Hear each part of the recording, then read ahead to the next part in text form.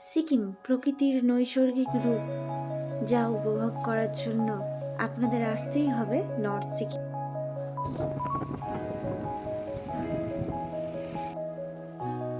প্রকৃতির অপরূপ শোভা যা আপনার মন মুগ্ধ করবে।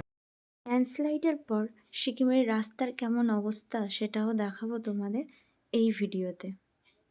হ্যালো গাইস, কেমন আছো? হোপ করছি খুবই ভালো আছো।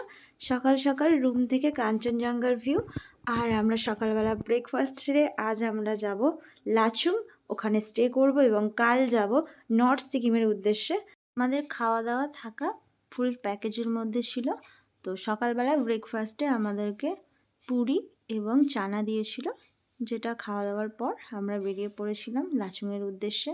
আর গ্যাংটকে দেখো, রুম থেকে যে ঘরগুলো দেখা যাচ্ছিল পাহাড়ের উপরে, সেগুলো দিনের বেলাও বেশ সুন্দর দেখাচ্ছে। আমার তো বেশ ভালোই লাগছিল। আর এই যে কাঞ্চনজঙ্ঘার ভিউ, যেটা দেখতে দেখতে আমরা যাব এবং এখানটায় নেবে ভিডিও ক্লিপ কাঞ্চনজঙ্ঘা। তো এরপর আমরা লাঞ্চ সেরে নেব। লাঞ্চে আমাদের দিয়েছিল চিকেন, ডাল, আলু ভাজা, শাক ভাজা, চাটনি, স্যালাড। তো প্যাকেজ নিয়ে ফুল ডিটেলস ভিডিওর লাস্টে থাকছে, তোমরা পুরো ভিডিওটা দেখো। খাওয়া দাওয়ার পর দেখলাম সাইডেই ছিল কমলা লেবুর গাছ। তো সেখানটায় আমরা অনেক কমলা লেবু পেরেছিলাম সবাই মিলে। কমলা লেবুগুলো ভীষণ মিষ্টি ছিল, ওখানেই খাচ্ছিলাম। বেশ মিষ্টি, বাজারে যেগুলো আমরা কিনি তার থেকে অনেকটাই। তো এরপর আবার ছিল কাঞ্চনজঙ্ঘা ভিউ পয়েন্ট, সেখানটায় আমরা কিছু ভিডিও নিচ্ছিলাম, সবাই মিলে একটু মজা করছিলাম। তো আজকে ছোটোখাটো ঝর্ণা এবং এই কাঞ্চনজঙ্ঘা ভিউ দেখতে দেখতে যাব। মাঙ্গান চেকপোস্টের আগে খারাপ রাস্তা শুরু হয় একটু, তবে চেকপোস্টের পরে আরও খারাপ রাস্তা।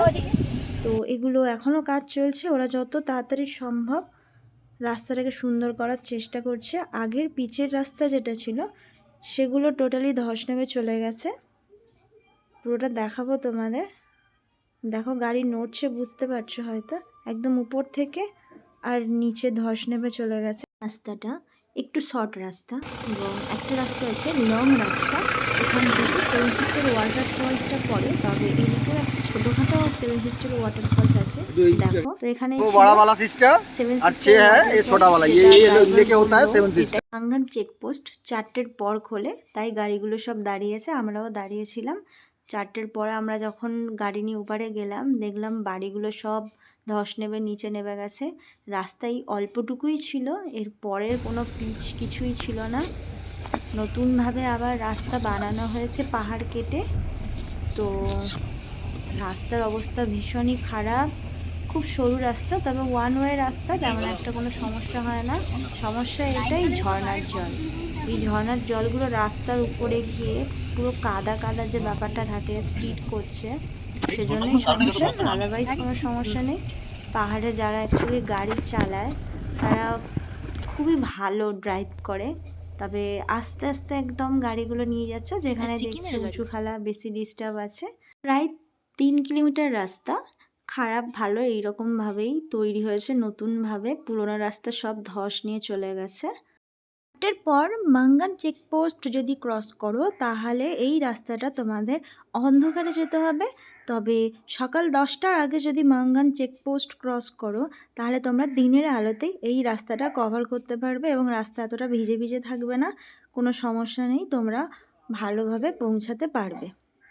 এই রাস্তার ধারগুলোতে অনেক বাড়ি ছিল, যেগুলো জল বেড়ে যাওয়ার জন্য সব ধস নিয়ে চলে গেছে। তবে যারা অ্যাডভেঞ্চার পছন্দ করো তাদের জন্য এই রাস্তাটা পারফেক্ট।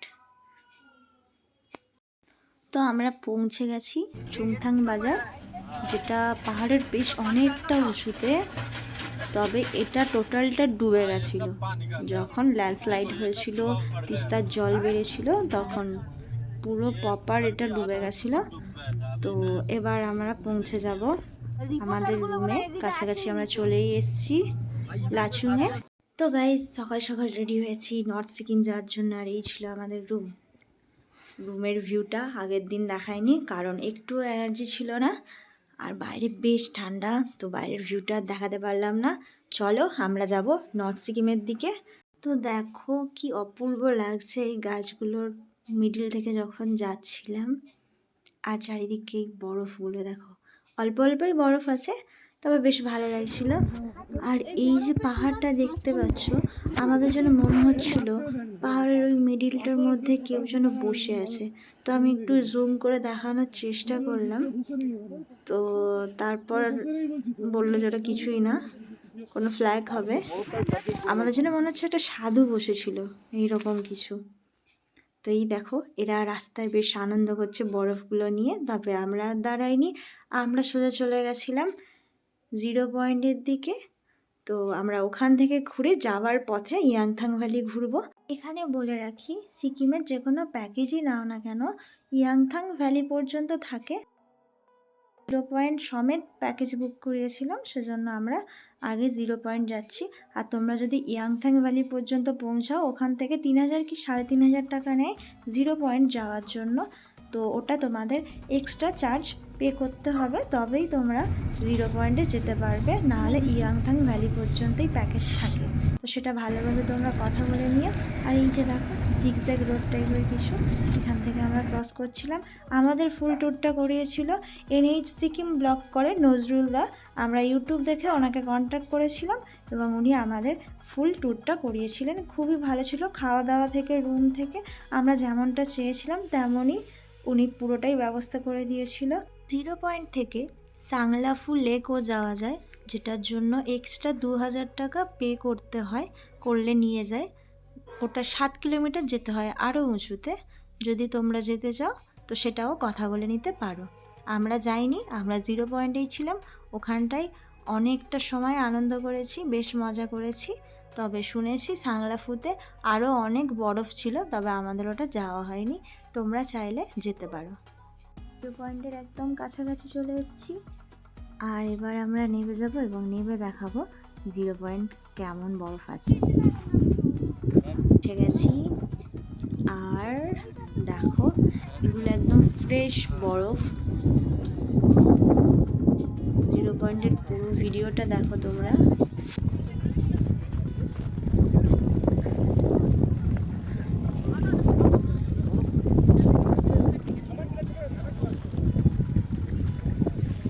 লেকটা দেখো পুরো বরফে জমে গেছে, অল্প অল্প জল যাচ্ছে আস্তে আস্তে। একটু ভালোভাবে দেখানোর চেষ্টা করলাম, পুরো বরফ জমে গেছে। এর ওপর থেকে হাঁটা যাবে, এর ওপর থেকে হেঁটেই চলে যাওয়া যাবে। তারপর আমরা একটু আনন্দ করছিলাম সবাই মিলে, একটু সেলফি, একটু পিকচার। তার সাথে আমি আর আমার হাজব্যান্ড তো মাফলারই খোলেনি, আমি একটু খুলেছিলাম। বেশ ভালোই হাওয়া ছিল, সবাই একটু বরফ নিয়ে মজা করছিলাম।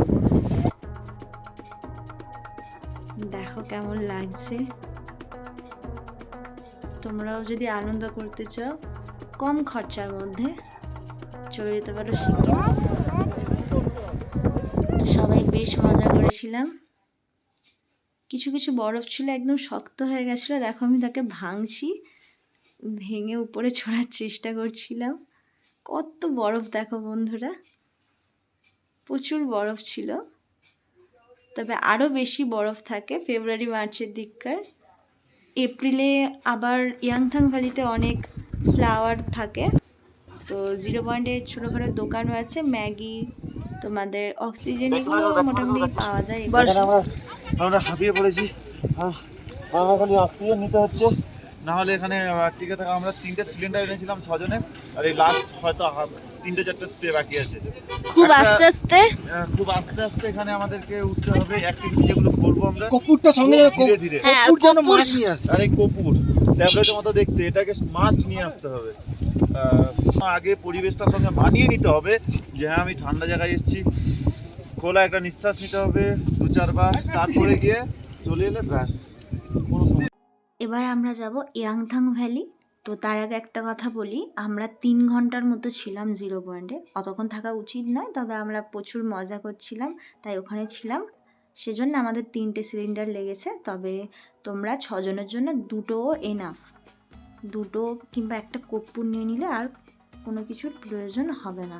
নর্থ সিকিমের রাস্তা এবং তার প্রাকৃতিক সৌন্দর্য নিয়ে যতটাই বলবো ততটাই কম। বেশ ভালো লাগবে।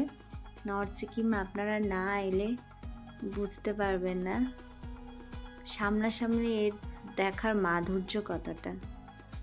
ডিসেম্বর জানুয়ারির ফার্স্ট উইক পর্যন্ত এরকমই বরফ থাকে, তবে এরপর আস্তে আস্তে বেশ অনেকটাই বাড়তে থাকে, পুরো সাদা হয়ে যায়, রাস্তাও পুরো বরফ জমে যায়।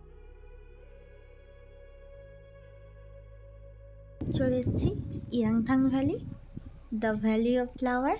তবে এখন কোনো ফ্লাওয়ার নেই, পুরোটাই শুকনো জায়গা। তবে এই ফ্ল্যাগগুলো বেশ সুন্দর লাগছে, কালারফুল সেজন্য। এবং চারিদিকটা দেখো, বেশ সুন্দর একটা জায়গা, যেন ছবি আঁকা এরকম কিছু মনে হচ্ছে। খুবই সুন্দর ছিল জায়গাটা। নিচে নেবেও অনেক পিকচারও তোলা যায়, তো তোমরা যখন যাবে এখানে ফটোশ্যুট করো।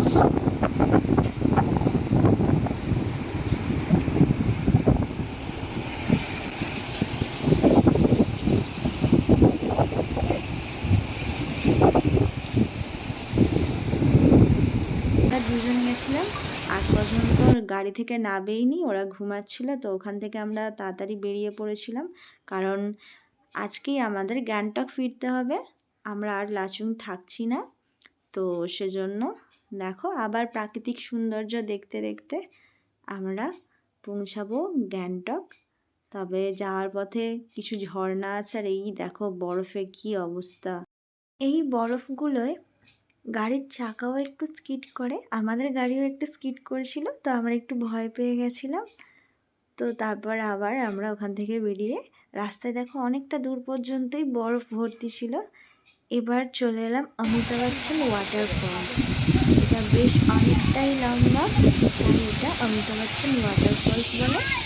আর এর আরেকটাও নাম আছে ভীমনালা, ভীমনালা ওয়াটারফল বলে।